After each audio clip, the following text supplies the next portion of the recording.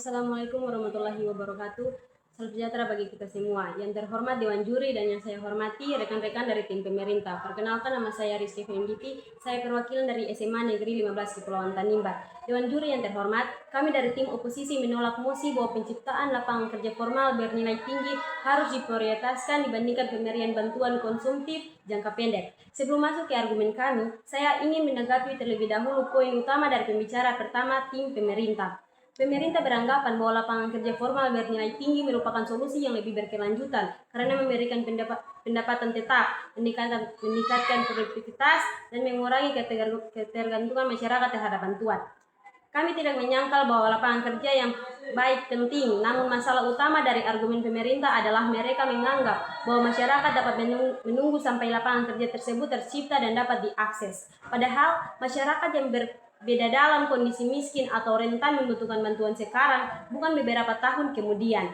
Pemerintah mengasumsikan bahwa ketika lapangan kerja formal bernilai tinggi diciptakan, masyarakat miskin akan otomatis memperoleh manfaatnya. Namun kenyataannya, lapangan kerja formal bernilai tinggi biasanya membutuhkan pendidikan, keterampilan, pengalaman, lokasi, dan akses terhadap informasi tertentu. Bagaimana dengan masyarakat yang saat ini tidak memiliki keterampilan tersebut? Bagaimana dengan keluarga yang bahkan kesulitan memenuhi kebutuhan makanan hari ini? Jika pemerintah mengalihkan prioritas dari bantuan konsumtif kepada penciptaan lapangan kerja formal bernilai tinggi, maka kelompok yang paling rentan justru berpotensi tidak mendapatkan manfaat dan dalam jangka pendek. Dengan kata lain, pekerjaan bernilai tinggi mungkin menciptakan kesejahteraan di masa depan, tetapi bantuan konsumtif menjaga masyarakat agar tetap bertahan sampai masa depan tersebut datang. Pemerintah mungkin menggambarkan bantuan konsumtif sebagai kebijakan yang tidak produktif karena hanya digunakan untuk memenuhi kebutuhan sehari-hari. Kami menolak anggapan tersebut. Ketika masyarakat menerima bantuan untuk membeli makanan, obat-obatan, membayar transportasi, atau memenuhi kebutuhan dasar, uang tersebut langsung kembali berputar di perekonomian lokal. Seorang penerima bantuan membeli kebutuhan dari warung. Warung tersebut memperoleh pendapatan.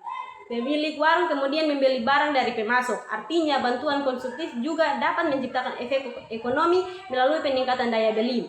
Lebih penting lagi, bantuan tersebut mencegah masyarakat mengambil keputusan yang jauh lebih merugikan, seperti berutang dengan bunga tinggi, menjual aset produktif, atau mengurangi konsumsi makanan dan pendidikan anak. Jadi, fungsi bantuan konsumtif bukan hanya memberikan uang, tetapi memberikan jaring pengaman agar masyarakat tidak jatuh lebih dalam ke kemiskinan. Kesalahan terbesar pemerintah adalah membenturkan lapangan kerja formal dengan bantuan konsumtif seolah-olah salah satunya harus menghapus yang lain. Padahal keduanya memiliki fungsi yang berbeda.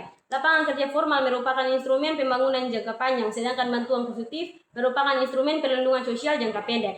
Ketika seseorang kehilangan pekerjaan akibat krisis, misalnya, kita tidak bisa mengatakan tunggu sampai pemerintah menciptakan pekerjaan formal menilai tinggi.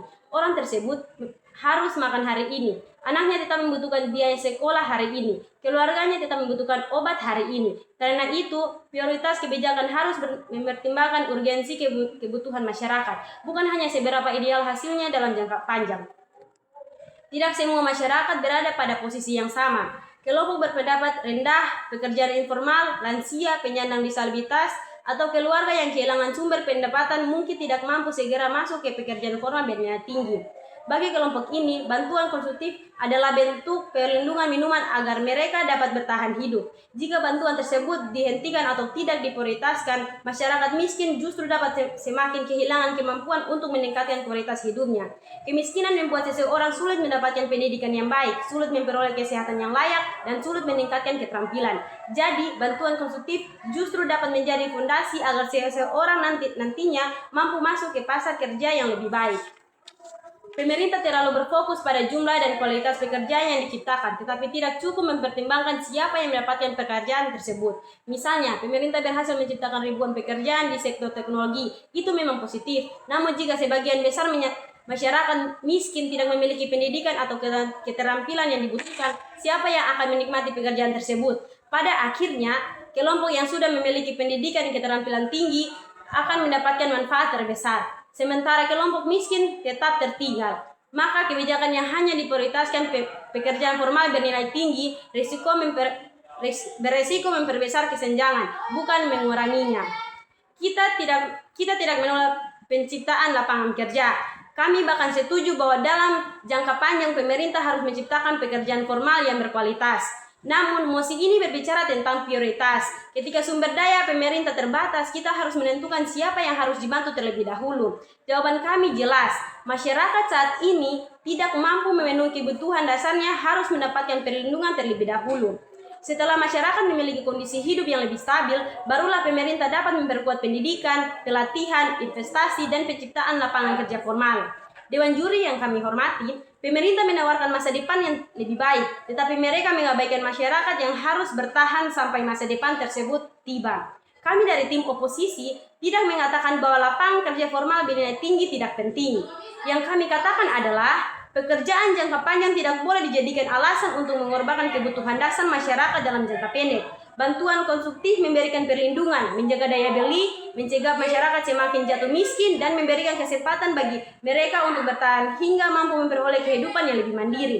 Karena itu, kami menolak mosi ini, bukan karena kami menolak pekerjaan.